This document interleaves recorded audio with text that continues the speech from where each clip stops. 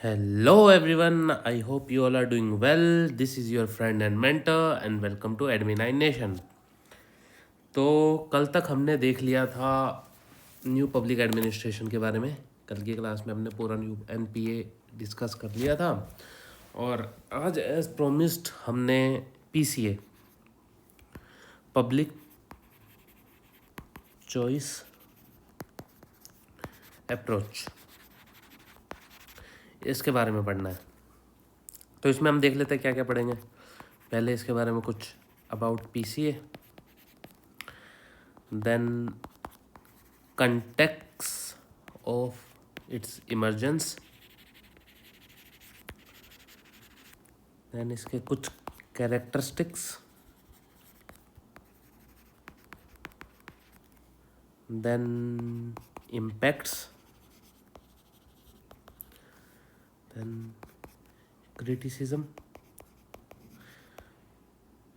आज की क्लास में तो शायद क्रिटिसिज्म तक ही हो पाए, बाकी कल की क्लास में करेंगे रेलेवेंस एंड एप्लीकेशन और कुछ स्कूल्स।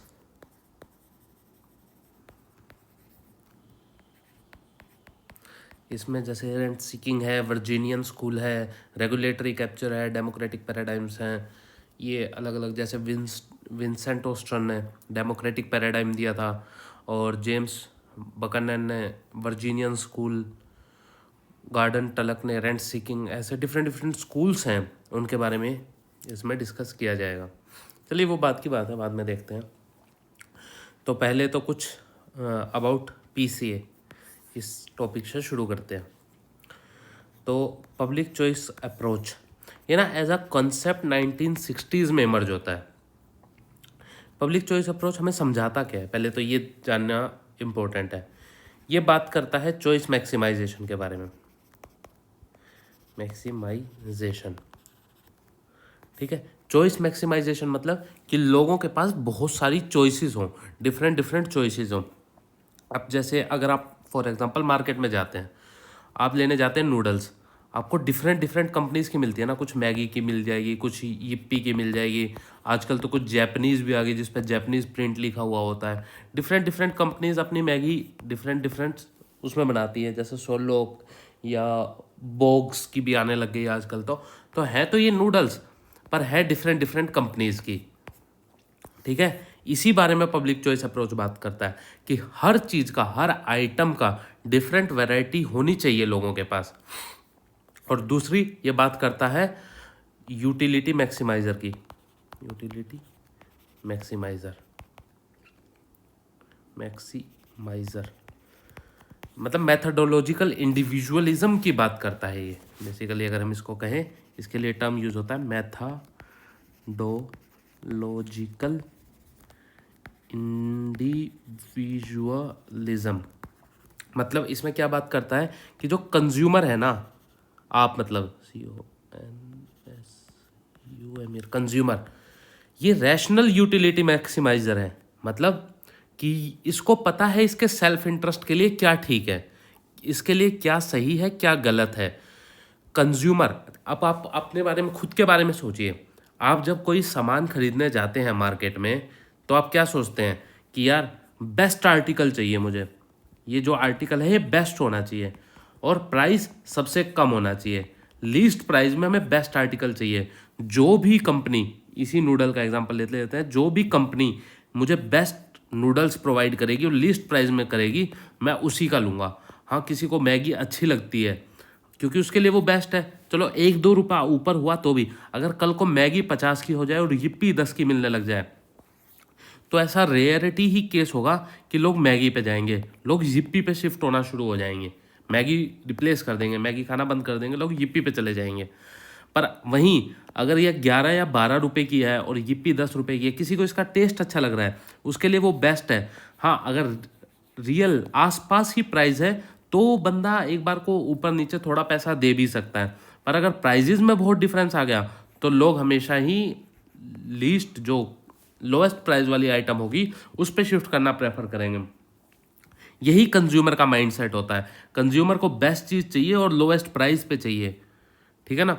इसी को मेथडोलॉजिकल इंडिविजुअलिज्म कहते हैं कि कंज्यूमर को पता है कि उसे बेस्ट आर्टिकल चाहिए और लोएस्ट प्राइस पे चाहिए। इसीलिए कंज्यूमर जो है वो रैशनल यूटिलिटी मैक्सिमाइजर है कि कम प्राइस में अच्छी चीज़ वो उठा लेगा। उसको अपने लिए पता है, उसको अपने सेल्फ इंटरेस्ट का पता है कि उसके हित के लिए कौन सी चीज़ सही है और कौन सी गलत है। और स्टेट को उन्हें कोई चॉइस देने की ज़रूरत नहीं है, रादर उन्हें फ्रीडम दे दो। स्टेट को अपनी तरफ से कुछ प्रोवाइड करने की ज़रूरत नहीं है। स्टेट अपनी तरफ से कुछ आइटम्स ना दे लोगों को वो फ्रीडम दे दे। फ्रीडम किसके लिए? ओपन मार्केट दे दे कि आप ओपन मार्केट में जाइए, आपके लिए सामान ये अवेलेबल है, ये आपको मिल जाएगा। इसी को बोलते हैं free market approach. Free market approach कि गवर्नमेंट कुछ ना प्रोवाइड करे, वो बस फ्री मार्केट दे दे और लोगों को पता है उनके लिए क्या सही है और लोग अपने आप जाके ले लेंगे। स्टेट कुछ ना प्रोवाइड करे, सर इसके तो हमने कॉन्ट्राडिक्टरी ना एक बार कुछ सुना था। आप ही की पहली क्लास में एक बात हुई थी कि जो स्टेट है वो प्रोवाइडर है, लोगों को नहीं पता उनके लिए क्या सही है क्या गलत है। हाँ, वो बिल्कुल सही बात है। यही पब्लिक चॉइस अप्रोच का क्रिटिसिज्म भी ये आता है। लेटर फेज में हमने बोला ना क्रिटिसिज्म, ये क्रिटिसिज्म इनकी जब हम बात करेंगे, जब देखेंगे, यही पब्लिक चॉइस अप्रोच का एक क्रिटिसिज्म भी है। पर अभी के लिए जो ये थ्योरी हमें समझाती है, पब्लिक चॉइस अप्रोच हमें क्या समझा रहा है, पहले वो देख लेते हैं। ये कहना क्या चाहती थी, इसका माइंडसेट क्या था, इस थ्योरी का माइंडसेट क्या था। दो चीज़ें मैंने बताई कि एक तो चॉइस मैक्सिमाइजेशन, कि लोगों के पास चॉइस होनी चाहिए, स्टेट उन्हें कुछ ना प्रोवाइड करे, स्टेट बस उन्हें फ्रीडम दे दे। लोग मैथडोलॉजिकल इंडिविजुअल है, जो कंज्यूमर है वो अपने आप में मैथडोलॉजिकल इंडिविजुअलिज्म है, वो यूटिलिटी मैक्सिमाइजर है। उसे पता है उसके लिए कौन सी चीज़ ठीक है कौन सी गलत है, उसके सेल्फ इंटरेस्ट में क्या है।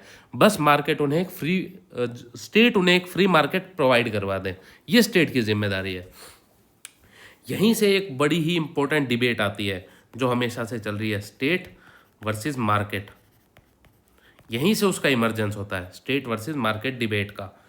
स्टेट जो है वो मोनोलिथिक है, मोनोलिथिक या मोनोपोलिस्टिक, पोलिस्टिक, वर्सेस मार्केट हमें मल्टीपल चॉइस देता है, मल्टीपल चॉइस। स्टेट तो हमें एक ही चीज़ देता है ना, जैसे स्टेट में अगर आपको याद हो, एग्जांपल ले लेते हैं BSNL का। स्टेट सिर्फ एक ही टेलीकॉम सर्विसेज प्रोवाइड करता है, BSNL। स्टेट के पास और कुछ नहीं है। स्टेट ऐसे नहीं है कि एक BSNL है एक TSNL ले आए और एक FSNL ले आए, ऐसा तो नहीं होगा ना। स्टेट एक ही चीज़ में जैसे टेलीकॉम प्रोवाइड कर रहा है तो उसमें डिफरेंट डिफरेंट अपनी कंपनीज खड़ी नहीं करेगा। स्टेट उस अपने एक एजेंडा के लिए सिर्फ एक कंपनी खड़ी करेगा, वो है BSNL। टेलीकॉम सिर्फ इसी से प्रोवाइड होगा, स्टेट के थ्रू। वही मार्केट है, मार्केट में तो डिफरेंट डिफरेंट बिजनेसमैन्स बैठे हैं ना, तो डिफरेंट डिफरेंट कंपनीज आएंगी, जैसे एयरटेल, जियो, वोडाफोन इंडिया, ऐसे डिफरेंट डिफरेंट कंपनीज। क्यों? क्योंकि वो मार्केट है, वो मार्केट हमें प्रोवाइड कर रहा है different companies, different consumers, different consumer के लिए डिफरेंट डिफरेंट कंपनीज। यही मल्टीपल चॉइस है। अब आपके पास as a consumer, CUN consumer, आपके पास चॉइस है कि आप या तो एयरटेल की सिम ले लो, जियो की ले लो, वोडाफोन की ले लो। पर अगर स्टेट हमें ये सर्विस प्रोवाइड करता तो कंज्यूमर के पास बस एक ही चॉइस होती, क्या? कि हमें सिर्फ BSNL लेना है, हम किसी और का ले नहीं सकते। आपको याद होगा शायद, आप तो जब बच्चे ही रहे होंगे, पहले ना BSNL लैंडलाइन टेलीफोन लगाता था घर पे, जब हम भी छोटे ही थे, पर हाँ इतना था कि वो संभाल लिया था। तो BSNL लगाने आता था टेलीकॉम की सर्विसेज। तो सर हमें महीना महीना एक एक महीना 1 मंथ, एक महीना वेट करना पड़ता था कि कब वो BSNL वाला आएगा और उसको लगा के जाएगा। उसके बाद वो आने की अपनी दिहाड़ी भी मांगता था, यानी क्या सर, सेवा पानी। हाँ वही पैसा, कमीशन अपना, कि यार एक तो तुम एक महीने बाद लगा रहे हो, उसके ऊपर से कमीशन, और कमीशन ना दो तो वो लगा के भी नहीं जाता था। 100 चीज़ें गिनवा जाता था कि ये नहीं है, वो नहीं है, ऐसा नहीं है, वैसा नहीं है, तो ऊपर से वो पैसा और देना पड़ता था। आज क्या है, आज यही एयरटेल जियो, 5 मिनट में जाओ, 2 मिनट अपना आधार कार्ड पैन कार्ड लेके फटाफट हैंड टू हैंड सिम देते थे और 2 घंटे में एक्टिव होके ख़त्म भी हो जाती, चालू, चलो कर दो अपना काम शुरू। यही है स्टेट वर्सेस मार्केट। इसीलिए वो जो थिंकर्स थे, इसके थिंकर्स आते हैं different different public choices approach के भी थिंकर्स हैं, जैसे जेम्स बकनन, सॉरी अगर मैं मिस प्रोनाउंस कर रहा हूँ, जेम्स बकनन, गॉर्डन टोलक, एंटनी डोन्स, विंसेंट ऑस्ट्रॉन, ये डिफरेंट डिफरेंट थिंकर्स हैं। ये इसीलिए अपनी बात कह रहे थे कि मार्केट का दबदबा होना चाहिए इन सब चॉइसेस प्रोवाइड करने में, क्योंकि वो अपनी बेटर सर्विस प्रोवाइड करेंगे। ऑब्वियसली मार्केट को डर है, अब मान लीजिए जियो या एयरटेल को डर है कि अगर वो सर्विस ठीक नहीं प्रोवाइड करेगा, मान लो जियो अगर सर्विस ठीक नहीं प्रोवाइड कर रहा है तो लोग ऑटोमेटिकली एयरटेल पे शिफ्ट कर जाएंगे, और अगर एयरटेल अच्छी सर्विसेज नहीं दे रहा है तो लोग जियो पे शिफ्ट कर जाएंगे।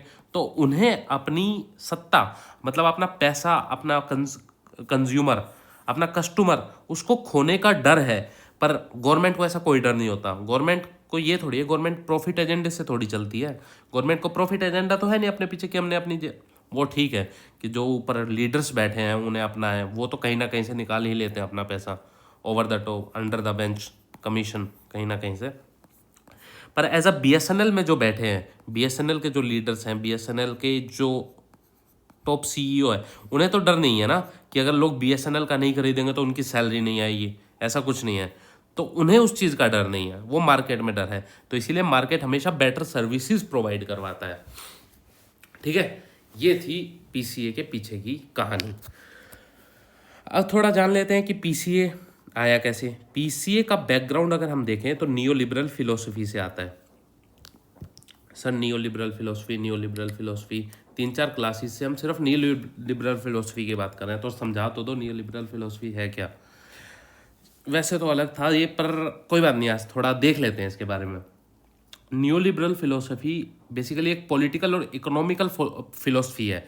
ये बात करती है कि लिबरलाइजेशन ऑफ इंडिविजुअल एंटरप्रेन्योरशिप, क्या कि जो इंडिविजुअल एंटरप्रेन्योर्स हैं, इंडिविजुअल बिजनेसमैन हैं, उनको फ्रीडम होनी चाहिए कि वो अपनी स्ट्रॉन्ग प्राइवेट प्रॉपर्टी राइट उनके पास हो, फ्री मार्केट हो और फ्री ट्रेड हो। क्या स्ट्रॉन्ग प्राइवेट प्रॉपर्टी राइट्स उनके पास हो, उसके साथ में फ्री मार्केट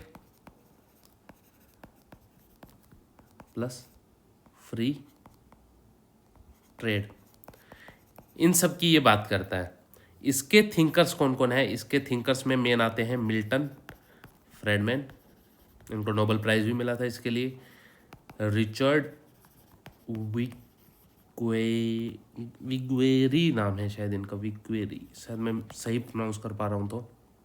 नोजियक, ये डिफरेंट डिफरेंट स्कॉलर्स हैं जिन्होंने एनपीए को प्रोपाउंड किया था। वैसे एनपीए एज अ टर्म तो प्रोपाउंड बहुत पहले कर दी गई थी, ड्यूरिंग 1930s में ही वो की गई थी। वॉल्टर लिपमैन, मैं लिख देता हूँ, वॉल्टर लिपमैन कोलोक्वियम, ठीक है, ये इनका नाम है। 1930s में इन्होंने प्रोपाउंड किया था इस टर्म को, इन्होंने ही टर्म यूज दिया था नियो लिबरलिज्म, इनके द्वारा ही कॉइन किया गया था। फेमस ये मिल्टन फ्रेडमैन ने किया है, रिचर्ड वगवेरी और नोजियक, इनके द्वारा ये फेमस की गई है। ये फिलोसफी वही बात करती है कि minimum government plus maximum governance, कि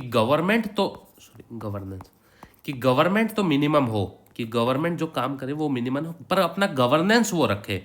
गवर्नमेंट को खुद इंडल्ज होने की ज़रूरत नहीं है, ठीक है, कि वो बस गवर्नेंस का काम करे।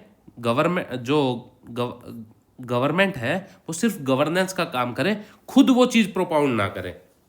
वही कि बीएसएनएल ना चलाए गवर्नमेंट, बस एयरटेल और जियो पे एक रेगुलेशन का काम कर दे कि मतलब ये 600 रुपये पर मंथ से ऊपर का रिचार्ज ना बढ़ाएं, ठीक है। ये एक अपनी लिमिटेशन, ये गवर्नेंस, कि ये जो काम कर रहे हैं वो ठीक करें, कि मतलब मनमाना रेट ना चलाएं, वो गवर्नमेंट का काम होना चाहिए। गवर्नमेंट खुद बीएसएनएल लेके मार्केट में ना आ जाए, ठीक है। ये फिलोसफी कहती थी न्यू लिबरल फिलोसफी। इसी का था कि मिनिमल स्टेट इंटरफेरेंस, पहला फर्स्ट पॉइंट ये था कि स्टेट का जो इंटरफेरेंस है वो मिनिमल हो। दूसरा प्राइवेटाइजेशन को फेवर कर रही थी। तीसरा डीरेगुलेशन, जो कि कोटा राज में हो रहा था, कि गवर्नमेंट सब चीज़ों को रेगुलेट कर रही थी, गवर्नमेंट की मनमानी हो रही थी। चौथा फ्री ट्रेड, जिसकी तो हमने बात कर ली थी। और 5वां फिस्कल ऑस्टेरिटी, कि गवर्नमेंट को ना फिजिकल ऑस्टेरिटी, बाकी सब तो समझ आ ही जाएगा आपका, मिनिमम स्टेट का इंटरफेरेंस कम हो, प्राइवेटाइजेशन को फेवर किया जाए, रेगुलेट कम करना शुरू करे, जो कि कोटा राज में हो रहा था चीज़ें। 1960 जो कोटा राज चल रहा था ना, उसके अगेंस्ट में ये बात करती है। फ्री ट्रेड पे कोई वो नहीं होना चाहिए कि यहाँ से यहाँ तक की टैक्सेशन और ये सब ज़्यादा चीज़ें अवॉइड करनी चाहिए। फिफ्थ है फिजिकल ऑस्टेरिटी सॉरी। इसमें गवर्नमेंट की बात करती थी कि जो गवर्नमेंट की स्पेंडिंग है ना, उसको रिड्यूस कर दिया जाए। और अगर स्पेंडिंग गवर्नमेंट की रिड्यूस हो जाएगी सोशल प्रोग्राम्स पे, तो ऑब्वियसली टैक्स भी कम हो जाएगा। क्यों? क्योंकि गवर्नमेंट टैक्स किस लिए लेती है? ताकि सोशल स्पेंडिंग हो सके, सोशल फैब्रिक पे जो सोशल जो नीड्स है लोगों की, जो सोसाइटी के लिए वेलफेयर के लिए स्कीम्स चलती हैं, उनको अगर कम कर दिया जाए, अगर सोसाइटी की वेलफेयर की चीज़ें कम कर दी जाए, तो उसके ऊपर जो टैक्स लेती है सोसाइटी वेलफेयर के नाम पे, जो गवर्नमेंट टैक्स लेती है, वो भी कम हो जाएगा। ठीक है। और इसी वजह से, क्योंकि टैक्सेशन कम हो गया, तो लोग प्राइवेट सेक्टर में स्पेंडिंग ज़्यादा बढ़ा देंगे। और प्राइवेट सेक्टर में अगर स्पेंडिंग ज़्यादा बढ़ गई, तो ऑब्वियसली लोगों का स्टैंडर्ड ऑफ लिविंग अपने आप बढ़ जाएगा और लोग अपने आप हर चीज़ को अफोर्ड कर पाएंगे। ठीक है। यही फिजिकल ऑट्रोसिटी है, ऑस्टेरिटी सॉरी, ऑट्रोसिटी नहीं, ऑट्रेसिटी। हाँ, ये कहीं ना ऑट्रोसिटी बन जाती है जब मार्केट अपने आप से प्राइस डिटरमाइन करने लग जाए। ठीक है। तो वही है, 1930s में एज अ टर्म इसका ओरिजिन होता है, वो यही वोल्टर लिपमैन कोलोकियम, ये टर्म को अपना शुरू करते हैं। ठीक है। बस इसके कुछ क्रिटिसिज्म भी है, क्रिटिसिज्म। हाँ, इससे मेन एक वो भी आते हैं प्रोपाउंडर, अगर आपने नाम सुना हो, यूके में तो है प्राइम मिनिस्टर मार्गरेट थैचर, और यूएस में प्रेसिडेंट रोनाल्ड रीगन। ये इसको प्रोपाउंड ज़्यादातर इन्हीं के द्वारा इसको प्रोपाउंड किया गया ड्यूरिंग 1960s। यहाँ से चीज़ें फेमस हुई जब मार्गरेट थैचर ने और रोनाल्ड रीगन ने इसको प्रोपाउंड करना शुरू किया। इसी फिनोमिना को हमने बाद में थैचरिज्म और रीगनिज्म कहा। ये आप लेटर चैप्टर्स में पढ़ेंगे भी कि क्या रीगनिज्म है, क्या थैचरिज्म है। पर अभी ये जान लीजिए कि ये इंपॉर्टेंट पर्सनैलिटीज थे। यूके में कौन थे? प्राइम मिनिस्टर मार्गरेट थैचर थी, और यूएस में प्रेसिडेंट रोनाल्ड रीगन। इन्होंने इसको बड़ा बढ़ चल के बताया कि हाँ, एनपीए न्यू लिबरल फिलोसफी की बातें हो रही हैं और हमें फेवर करना चाहिए न्यू लिबरल फिलोसफी को। ठीक है। तो अब इसके कुछ क्रिटिसिज्म भी है न्यू लिबरल फिलोसफी के। पब्लिक चॉइस अप्रोच की बात नहीं हो रही अभी सिर्फ बात न्यू लिबरल फिलोसफी की हो रही है। क्या क्रिटिसिज्म है कि ग्रोइंग इनइक्वालिटीज़ बढ़ जाएंगी। हाँ, वो एक रिपोर्ट है, ऑक्सफैम रिपोर्ट, वो बताती है कि कैसे अगर न्यू लिबरल फिलोसफी, अगर पब्लिक चॉइस प्राइवेट लोगों के अगर हाथ में पावर आ गई, तो इनइक्वालिटीज़ बढ़ जाएंगी। ये क्रिटिक्स आर्ग्यू भी करते हैं। क्यों? क्योंकि जो पैसे वाले लोग हैं, जो बिजनेसमैन हैं, वो अपने प्राइस पे चीज़ों को चलाएंगे, अपने प्राइस पे, और जो लो स्किल्ड वर्कर्स हैं वो तो नहीं कमा पाएंगे उसी पेस पे। और उसके ऊपर जिनके पास पैसे की कमी है, क्या लगता है वो मार्केट, अब देखिए आपने बहुत से लोग देखे होंगे जो वर्कर्स होते हैं बेचारे, दिहाड़ी मजदूरी वाले जो लोग रहते हैं, वो डेली लाइफ चीज़ें भी मैक्सिममली चीज़ों को अफोर्ड नहीं कर पाते। उनको चाहिए यार, उन्हें 2 रुपये में राशन कोई दे दे, 2 रुपये में चावल दे दे, 3 रुपये में चीनी दे दे, 4 रुपये में कनक दे दे, तो उन्हीं से उनका गुजारा चलता है, राशन कार्ड जिन पे का बना हुआ होता है। अब अगर वो चीज़ें उनके पास से हटा दी जाएं, तो क्या लगता है आपको वो 60 रुपये 70 रुपये में चावल अफोर्ड कर पाएंगे? जिनकी दिन की दिहाड़ी यार कितनी, तो 300-400 रुपये रहती है। ये जो दिहाड़ी पे मजदूर आप लेके आते हो कॉन्ट्रैक्चुअल बेसिस पे, जिनको 300-400 रुपये दिन का लगता है, अगर उनके लिए 70 रुपये चावल ही हो गया, तो क्या आपको लगता है वो चीज़ें अफोर्ड कर पाएंगे? नहीं कर पाएंगे, वो और ज़्यादा गरीबी में धकेल दिए जाएंगे। तो ये इसका क्रिटिसिज्म है न्यू लिबरल फिलोसफी। और दूसरा, पब्लिक सर्विसेज, जो अभी पब्लिक सर्विसेज है उस पर थ्रेट बन जाएगा, जिसके लिए आप तैयारी कर रहे हैं। थ्रेट टू पब्लिक सर्विस कैसे?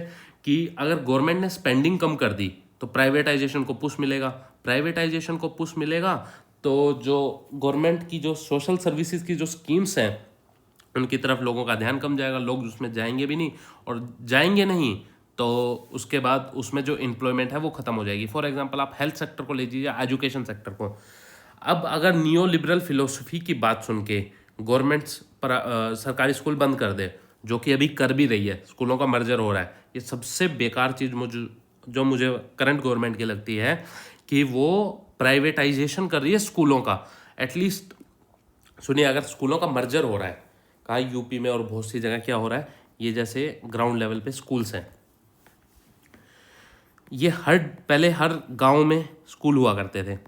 अब गवर्नमेंट क्या कह रही है, इन जो गांव वाले स्कूल हैं जिनमें अटेंडेंस कम रह रही है, इन सबको मर्ज करके सिर्फ डिस्ट्रिक्ट लेवल पे एक स्कूल ही चलाया जाएगा, सरकारी स्कूल। तो इसमें पता है डिसएडवांटेज क्या है, कि अभी जो गांव में जो घर होते हैं, जो गांव में जो गरीब आदमी है बेचारा, वो अपनी बेटियों को या बेटों को भी, खासकर लड़कियों के लिए, एक तरफ तो सरकार कह रही है बेटी बचाओ बेटी पढ़ाओ, दूसरी तरफ ग्राउंड लेवल पे स्कूल बंद कर रही है। इसका सबसे जो बुरा प्रभाव पड़ेगा ना, वो लड़कियों पे पड़ेगा। क्यों? क्योंकि पहले जो सरकार, जो लोग थे, वो अपनी बेटियों को पढ़ने के लिए गांव के ही स्कूल में भेज दिया करते थे। अब गांव, जो मेरा गांव है, उससे 50 किलोमीटर दूर पड़ता है, जो डिस्ट्रिक्ट है फतेहाबाद। मैं खबरा कला एक गाँव पड़ता है हमारा, हरियाणा में ही है, उससे 50 किलोमीटर दूर डिस्ट्रिक्ट पड़ता है। अगर मान लो हमारे गाँव वाला स्कूल बंद हो जाए, तो क्या आपको लगता है जो गांव में जो लोग हैं वो 50 किलोमीटर दूर अपनी बेटियों को पढ़ने भेजेंगे? नहीं भेजेंगे ऑब्वियसली। वो यार, एक तो वो आते ऑर्थोडॉक्स फैमिली से हैं, पहली बात तो ये कि वो बेटियों को पढ़ने दे रहे हैं, यही गनीमत की बात है। लोग नहीं पढ़ाना चाहते हैं, लोग सोचते हैं यार अगर हमारे पास एक बेटा एक बेटी है तो बेटे पे अपनी स्पेंडिंग बढ़ा देते हैं, बेटी को तो पराया धन समझ के नहीं दिया जाता। चलो एटलीस्ट उन्हें पढ़ाया जा रहा है, उन्हें एक कदम, एटलीस्ट उन्हें शिक्षा मिल रही है। गवर्नमेंट कह रही है बेटी बचाओ बेटी पढ़ाओ, और 50 किलोमीटर दूर स्कूल शिफ्ट कर रही है ना हिपोक्रेसी की बात, ये गवर्नमेंट की हिपोक्रेसी दिखती है इसमें। खैर वो बात की बात है, ये आपका बन भी सकता है अगर आप देखना चाहें तो। यही थ्रेट टू पब्लिक सर्विसेज है कि इसमें जो ऑलरेडी जो एम्प्लॉयड थे टीचर्स, उनकी एम्प्लॉयमेंट ख़त्म हो जाएगी। चलो यार वो तो बात की बात है, एम्प्लॉयमेंट ख़त्म होगी नहीं होगी, पर जो मेजर कंसर्न है ना इस बात का वो यही है कि 50 किलोमीटर अगर स्कूल शिफ्ट हो जाएगा तो उस गांव की बेटियां पढ़ने के, आपको लगता है कोई एक आधा ही होगा जो 50 किलोमीटर दूर भेजेगा अपनी बेटी को, 40 किलोमीटर दूर भेजेगा पढ़ने के लिए। लड़कों को तो फिर भी भेज दिया जाता है एक बार को, पर हमारे देश की एक कड़वी सच्चाई है कि लड़कियों को इतनी दूर पढ़ने नहीं भेजा जाता है। तो चलो वो तो सरकार की अपनी मर्जी है, जैसे भी चीज़ें चलती रहे। हाँ, तो यही बस इसके क्रिटिसिज्म थे, यही नियो लिबरल फिलोसफी थी। इसी के यही नियो लिबरल फिलोसफी जन्म देती है पब्लिक चॉइस अप्रोच को, कि मैक्सिमम चॉइसेस मिल जाएं पब्लिक को, सीधी सीधी बात। और यही लेटर करती है प्राइवेटाइजेशन का उद्गम, देन एलपीजी आता है, देन न्यू पब्लिक मैनेजमेंट की बातें होती हैं, देन अल्टीमेटली 6th पैराडाइम आता है। 6th पैराडाइम याद है? निकोलस हेनरी, हाँ, गुड गवर्नेंस, यही जन्म देती है गुड। तो इसीलिए ये सारे मैं हमेशा बताता था ना कि कैसे public choice approach, new public management, LPG अपना रूट ट्रेस करती हैं नियो लिबरल फिलोसफी पे। इसीलिए नियो लिबरल फिलोसफी जो है वो अल्टीमेटली रिजल्ट करती है पब्लिक चॉइस अप्रोच में, लिबरलाइजेशन, प्राइवेटाइजेशन, ग्लोबलाइजेशन में और न्यू पब्लिक मैनेजमेंट में, और अल्टीमेटली गुड गवर्नेंस को जन्म देती है। ठीक है, तो ये बात थी। हाँ, तो न्यू लिबरल फिलोसफी से वापस आते हैं पब्लिक चॉइस अप्रोच पे। तो पब्लिक चॉइस अप्रोच एमर्ज होती है ड्यूरिंग 1960s। तो अब यहाँ पे जो क्वेश्चन किया जाता है वो किया जाता है वेलफेयर स्टेट को, कि क्या सही में वेलफेयर स्टेट की ज़रूरत है। अभी मैंने दिखा दिया कि है, पर उस टाइम पे ड्यूरिंग 1960s के एरा में इस वेलफेयर स्टेट को क्वेश्चन कर दिया जाता है कि नहीं, स्टेट को कुछ करने की ज़रूरत नहीं है। क्या स्टेट को कुछ करने की ज़रूरत नहीं है, बस मार्केट फ्री कर दो। आप मार्केट फ्री कर दो, मार्केट फ्री कर दोगे तो वो खुद से अपने कंज्यूमर्स जो हैं या कस्टमर्स, उनको खुद चॉइस प्रोवाइड करवा देगी। ठीक है, तो अगर आपकी अवेलेबिलिटी बढ़ जाएगी चॉइसेस की, डेमोक्रेसी का मतलब क्या है बेसिकली, ये इसका कहने का स्ट्रेस था कि डेमोक्रेसी का मतलब है लोगों पे चॉइसेस होनी चाहिए। और स्टेट क्या कर रहा है, स्टेट सिर्फ एक बीएसएनएल की चॉइस दे रहा है, ठीक है। वही बीएसएनएल की चॉइस हटा के लोगों के पास काफ़ी चॉइस होनी चाहिए, वही चॉइसेस इंक्रीज करना, ये पीसीए का मोटिव था कि एक्चुअल में लोगों के पास डेमोक्रेसी रहे, इन हैंड डेमोक्रेसी हो लोगों के पास, सिर्फ दिखने दिखने वाली ना हो, लोगों के पास चॉइसेस रहनी चाहिए। अब यही पीसीए क्योंकि इमर्ज किस लिए हुआ था, क्योंकि वेलफेयर स्टेट खत्म हो चुका था, वेलफेयर स्टेट फेल हो चुका था, वेलफेयर स्टेट जो उसका मोटिव था वो प्रोवाइड करने में इनसफिशिएंट रह रहा था, साथ में स्टेट मोनोपिलिस्टिक नेचर दिखा रहा था। क्या मोनोपिलिस्टिक नेचर मतलब कि हाँ एक मोनोपिली PLISTIC मोनोपिलिस्टिक नेचर कि सिर्फ एक ही सर्विस प्रोवाइड करेंगे, बीएसएनएल है तो सिर्फ बीएसएनएल ही प्रोवाइड करेंगे, ठीक है। इसीलिए स्टेट फेल हो रहा था और वो भी बीएसएनएल कर्जे में डूब रहा था, बीएसएनएल काम नहीं करना चाहता था, बीएसएनएल के लोग काम नहीं करना चाहते थे, ठीक है। और इसी ड्यूरिंग जब ये स्टेट फेल हो रहा था, यहीं पे इमरजेंस होता है नियो लिबरल फिलोसफी का, जो मैंने अभी बताया, emergence of neo liberal philosophy, जिसके प्रोपाउंडर आते हैं फ्राइडमैन, नोजिएक और ऊपर जो भी थिंकर्स बताए मैंने अभी बताए होंगे, हाँ, मिल्टन फ्राइडमैन, नोजिएक, रिचर्ड विक्री, वाल्टन लिपोन कोलिनियम, ये तो 1930s में प्रोपाउंड किया था इन्होंने term, famous bye Margaret Thatcher, और रोनाल्ड रीगन ने 1960s में किया था। क्यों, प्रेसिडेंट थे, प्रेसिडेंट और प्राइम मिनिस्टर अगर किसी चीज़ के बारे में बात कर रहे हैं तो ऑब्वियसली वो उसका फेमस होना लाजमी है, ठीक है। इसीलिए नियोलिबरल फिलोसफी का इमरजेंस होता है। अब वेलफेयर स्टेट फेल क्यों हुआ, वेलफेयर स्टेट फेल होने की जो सबसे इंपॉर्टेंट चीज़ है ना, वो था पॉलिटिकल ब्यूरोक्रेसी नेक्सस, मतलब कि ये बजट मैक्सिमाइजेशन की बात करते हैं। बजट मैक्सिमाइजेशन, चलिए ये ना डिफरेंट स्कूल्स हैं, इसकी हम थोड़ी देर में, कि शायद नेक्स्ट क्लास में बात करेंगे। अभी ये समझिए कि जो पॉलिसी और पॉलिटिशियंस और ब्यूरोक्रेट्स हैं ना, वो दोनों एक दूसरे के लिए काम करते हैं, सेल्फ इंटरेस्ट के लिए। सेल्फ इंटरेस्ट मतलब वो इसका फायदा करेगा, वो इसका फायदा करेगा, ठीक है। बस ये आपस में फायदा खेलते रहते हैं, और जो स्टेट का, जो लोगों का, जो सिटीजन्स का फायदा है, वो इसके बीच में कहीं ना कहीं ब्लैकआउट हो जाता है, उस पर ध्यान नहीं दिया जाता। और इसी टाइम यही सेल्फ इंटरेस्ट, ये जब लोगों के सामने आया, इसका जब एक्सपोजर हुआ, तब पता लगा कि यहाँ पे करप्ट है ब्यूरोक्रेसी और पॉलिटिक्स, स्टेट एक्चुअली में करप्ट है इन इट्स नेचर, और वो इनसफिशिएंट है। इनसफिशिएंट है तो प्राइवेटाइजेशन को आना चाहिए सॉरी, प्राइवेटाइजेशन को आना चाहिए और स्टेट की प्लेस लेके लोगों को सर्विसेज प्रोवाइड करनी चाहिए। इस टाइम स्टेट्स पे इल्ज़ाम लगा कि सेल्फ एम्बेजलमेंट का काम करता है, एम्बेजलमेंट, और सेल्फ एग्राडिंगमेंट, ये दो टर्म्स दी गई उस टाइम पे। अब टर्म्स मुश्किल है, कोई अगर आपसे पूछे ना, आप सीधा सीधा, अगर आपको मतलब नहीं पता है, जैसे मैं मतलब तो अभी समझाऊंगा इसका। सेल्फ एम्बेजलमेंट का क्या मतलब होता है कि एनक्रोचमेंट होता है पब्लिक प्रॉपर्टी का सेल्फ इंटरेस्ट के लिए, कि जो ब्यूरोक्रेट्स उस पब्लिक प्रॉपर्टी का ध्यान रखने के लिए बिठाए गए थे, वही ब्यूरोक्रेट्स उस पर कब्जा कर लेते हैं। अभी शायद आपने साल भर पहले एक न्यूज़ सुनी होगी, अगर आपको याद हो तो, कि जो दिल्ली में ब्यूरोक्रेट्स थे, दो हस्बैंड वाइफ थे, वो शाम को 8 बजे जो वहाँ का खेल मैदान है, जो वहाँ का ग्राउंड था जहाँ पे बच्चे, स्पोर्ट्स ग्राउंड, स्पोर्ट्स कॉम्प्लेक्स जिसको बोलते हैं, वो बंद करवा दिया करते थे और खुद वॉक किया करते थे अपने कुत्ते के साथ, ठीक है। याद होगा, ये न्यूज़ काफ़ी फेमस हुई थी, अभी कुछ टाइम पहले की बात है। तो वही सेल्फ एम्बेजलमेंट उसकी बात करता है कि जो ब्यूरोक्रेट्स उस प्रॉपर्टी का ध्यान रखने के लिए बिठाए गए थे, वही नाजायज़ तरीके से उस पर कब्जा करके बैठ जाते हैं, ठीक है। Encroachment of public property for self interest by fraud, जो पब्लिक ब्यूरोक्रेट्स हैं वो एनक्रोच कर लेते हैं पब्लिक प्रॉपर्टी को अपने खुद के इंटरेस्ट के लिए, यही सेल्फ एम्बेजलमेंट है। और सेल्फ एग्राडिनमेंट मतलब खुद का प्रमोट करते हैं कि वही सबसे पावरफुल है और वही सबसे इंपॉर्टेंट है।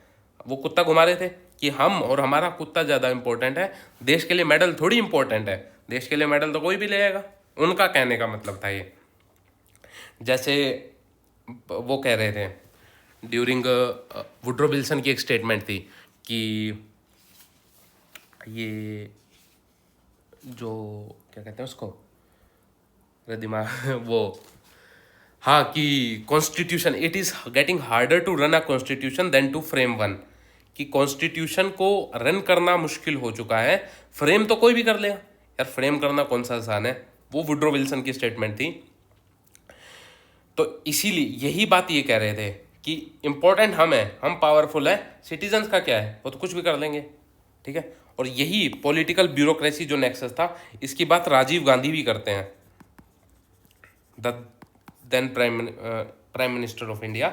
वो क्या कहते हैं कि अगर हम 1 रुपया स्पेंड करते हैं सेंटर से, ये सेंटर है, ये केंद्र है, केंद्र से अगर 1 रुपया चलता है तो एंड ऑफ द बेनिफिशियरी पे सिर्फ 15 पैसे पहुंचते हैं।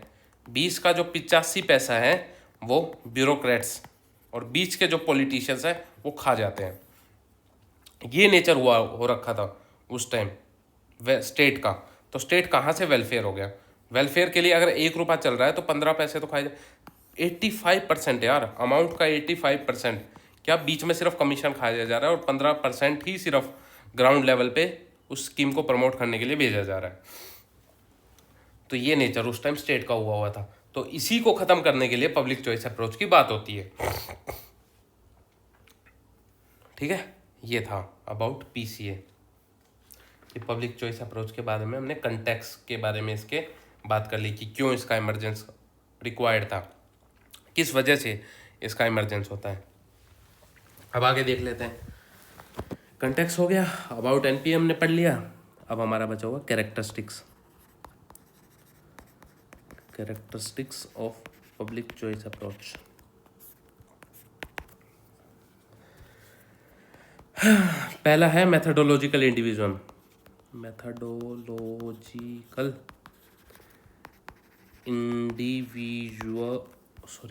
इंडिविजुअलिज्म।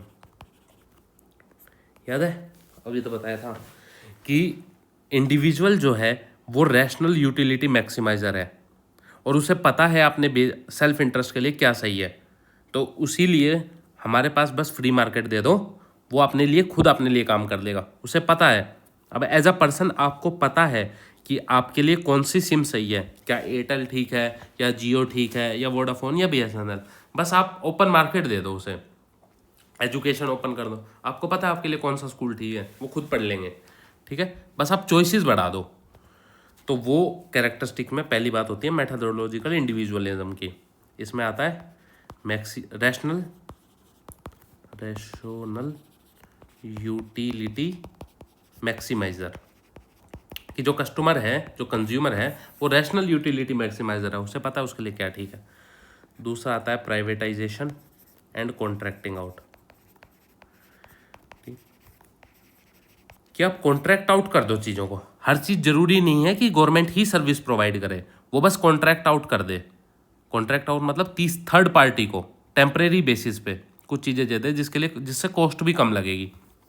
फॉर एग्जांपल, आपने देखा होगा कि बहुत सारे जो ऑफिसेज होते हैं उनमें जो हाउस कीपिंग, गवर्नमेंट ऑफिसेज जो होते हैं उनमें जो हाउस कीपिंग एक्टिविटीज़ होती हैं वो कॉन्ट्रैक्ट आउट कर दी जाती हैं। क्या मतलब कि गवर्नमेंट खुद हायर नहीं करती हाउस कीपिंग वर्कर्स को, वो एक कॉन्ट्रैक्टर को ये बिजनेस दे देती है कि कॉन्ट्रैक्टर को दे दिए, कॉन्ट्रैक्टर खुद अपना मैन पावर लेके आएगा, खुद अपने हर चीज़ लेके आएगा, बस गवर्नमेंट उसको at the end of the day बोलेगी 100 रुपये ये पकड़ो, एग्जाम्पल दिया है, मान लो मैंने 100 रुपये ये पकड़ो और इस ऑफिस का हाउस कीपिंग की एक्टिविटी सब तुमने करनी है। तो गवर्नमेंट का सब झंझट खत्म हो गया कि एक एग्ज़ाम करवाना, किसी को सिलेक्शन करना, वो सब करवाना, वो सब बाईपास कर दिया। सीधा सीधा 100 रुपये कॉन्ट्रैक्टर को दे दिया और कॉन्ट्रैक्टर को ये काम पकड़ा दिया कि इस ऑफिस की आपने हाउस कीपिंग देख लेना। तो ऑब्वियसली गवर्नमेंट की कॉस्ट भी घट गई, जो इतनी चीज़ों में कॉस्ट लगती गवर्नमेंट की वो सब हट गई, टेम्परेरी बेसिस पे लोग भी आ गए और उस ऑफिस का काम भी हो गया। तो यही चीज़ हो रही थी कैरेक्टरिस्टिक पब्लिक चॉइस अप्रोच की, कि प्राइवेटाइजेशन और कॉन्ट्रैक्टिंग आउट। तीसरा इंस्टीट्यूशनलिज्म प्लूरलिज्म, इंस्टीट्यूशनल प्लूरलिज्म, कि मोनोपोली खत्म कर दी जाए, किसी की मोनोपोली नहीं रहनी चाहिए। मल्टीपल प्लेयर्स होने चाहिए मार्केट में, मल्टीपल प्लेयर्स जो एक दूसरे से compete करें, जैसे कि टेलीकॉम एजेंसीज में होता है, हेल्थ सेक्टर में होता है, एजुकेशन में भी होता है। और ये मोनोपोलिस्टिक जो नेचर है ना स्टेट का, उसको ख़त्म कर दिया जाना चाहिए। ये इंस्टीट्यूशनल प्लूरलिज्म कहता है। चौथा 4Ds की बात करता है। 4Ds में क्या है? डी ब्यूरोक्रेटाइजेशन, दूसरा डिसेंट्रलाइजेशन, चौथा डी नेशनलाइजेशन, डेमोक्रेटाइजेशन।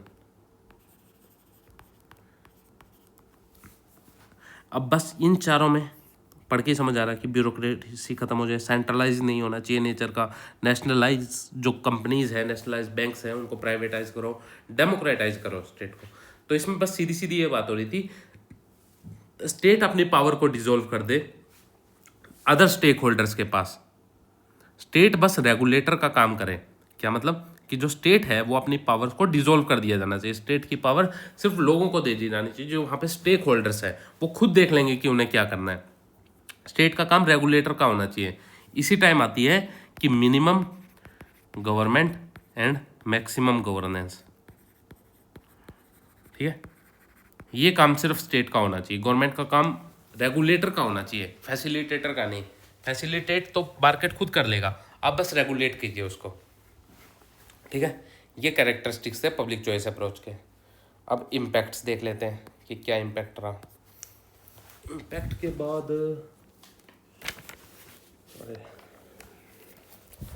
लंबी चल गई ना आज क्लास, काफ़ी चीज़ें हो रही हैं, समझाने को काफ़ी कुछ था आज। 1 मिनट में ना पानी पी लेता हूँ, आप भी पी लीजिए। हाइड्रेटेड रहना बहुत ज़रूरी है।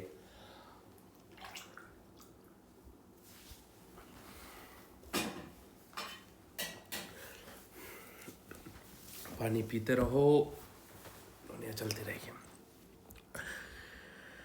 हाँ,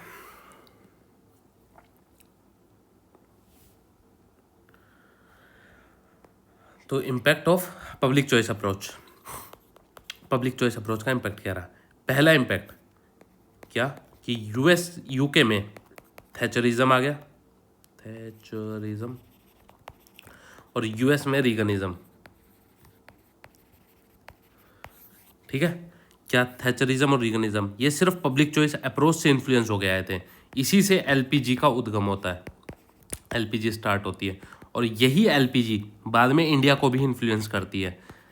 न्यू इकोनॉमिक पॉलिसी 1991 में जो इंडिया में आती है, पहला तो ये इम्पैक्ट रहा। और दूसरा, स्ट्रॉन्ग स्टेट वर्सेस मार्केट की डिबेट शुरू हो गई।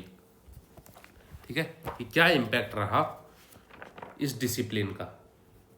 ठीक है, यही सबसे बड़ा इम्पैक्ट था। बस इम्पैक्ट एक ही है कि यूके में थैचरिज्म और यूएस में रीगनिज्म की शुरुआत हुई, वो अल्टीमेटली लीड करती है एलपीजी से, और एलपीजी से इन्फ्लुएंस होके इंडिया में न्यू इकोनॉमिक पॉलिसीज आती है, और इंडिया में प्राइवेटाइजेशन की शुरुआत होती है, और जिससे लोगों को डिफरेंट चॉइसेस मिलनी शुरू हो जाती है। ठीक है, अब आते हैं क्रिटिसिज्म पे। पहला जो क्रिटिसिज्म होता है वो होता है मेथडोलॉजिकल इंडिविजुअलिज्म का।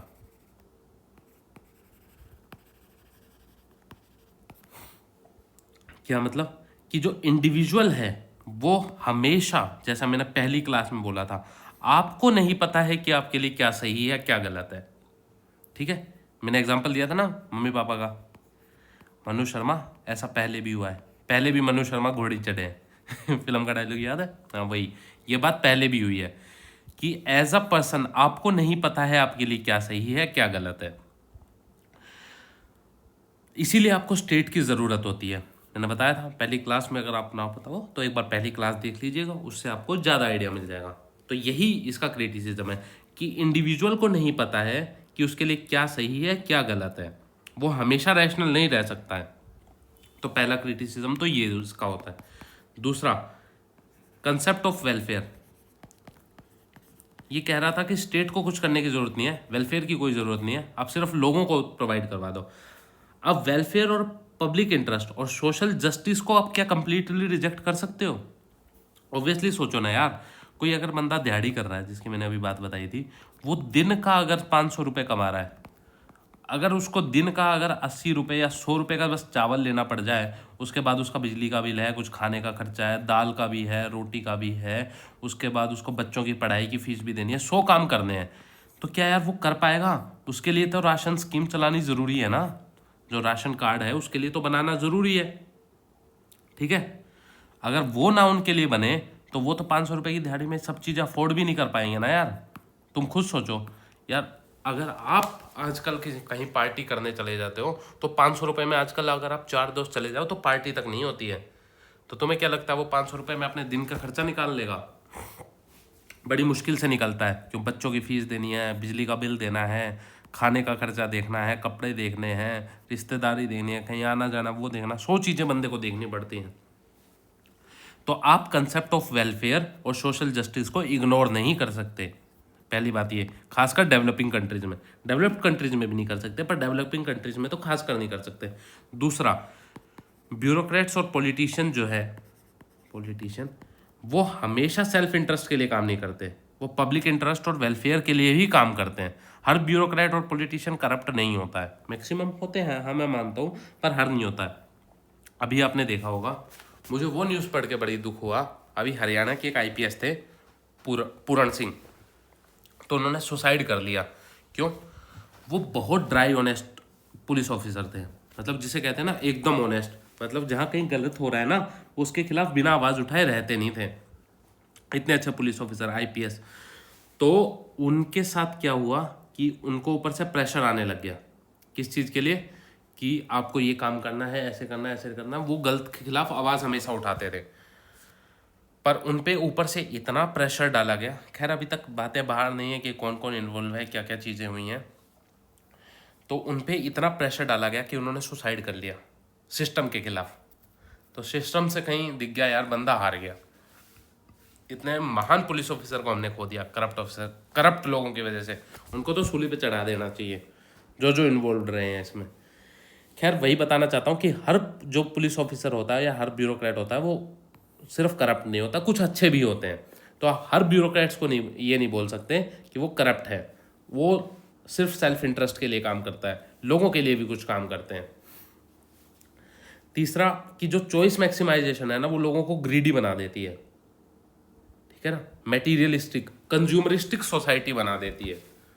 चौथा, चॉइस मैक्सिमाइजेशन कंज्यूमरिस्टिक सोसाइटी, लोग खुश नहीं रह पाते, लोग मटेरियलिज्म में अपनी खुशी ढूंढना शुरू कर देते हैं। खैर ये फिलोसफिकल एंगल है, पर आप इसको मेंशन कर सकते हैं। पांचवा और जो मोस्ट इंपॉर्टेंट है, कि जो मार्केट है ना वो हमेशा सर्वाइवल ऑफ फिटेस्ट पे चलती है। सर्वाइवल ऑफ फिटेस्ट, जहाँ पे वीक कभी सर्वाइव नहीं कर सकता। क्यों? क्योंकि पैसा नहीं है। सर्विसेज तो मार्केट की वही अफोर्ड कर पाएगा ना जिसके पास पैसा होगा। और जहाँ जो कि डेवलपिंग कंट्रीज हैं हमारे जैसी, जिसमें हाई डिग्री ऑफ बैकवर्डनेस हमें देखने को मिलती है, मार्केट चॉइस हमारे लिए कभी है ही नहीं। अगर मार्केट चॉइस में हम चले गए तो इनइक्वालिटीज़ और ज़्यादा बढ़ जाएंगी। और यही ऑक्सफैम रिपोर्ट भी मेंशन करती है, ऑक्सफैम रिपोर्ट, कि अगर आप मार्केट चॉइस में इंडल्ज हो गए, डेवलपिंग कंट्रीज जैसी कोई कंट्री अगर इसमें हो गई, तो बैकवर्डनेस का इम्पैक्ट डिग्री और ज़्यादा बढ़ती हुई नजर आएगी, जिससे इनइक्वालिटीज़ फर्दर इंक्रीज होंगी। जो गैप है between rich and poor, Guinea coefficient, वो और ज़्यादा बढ़ जाएगा। ठीक है, तो यही सब बातें हैं। बाकी बचा हुआ रेलेवेंस और एप्लीकेशन और कुछ थ्योरी स्कूल्स हम कल डिस्कस करते हैं। चलिए, thank you and have a nice day.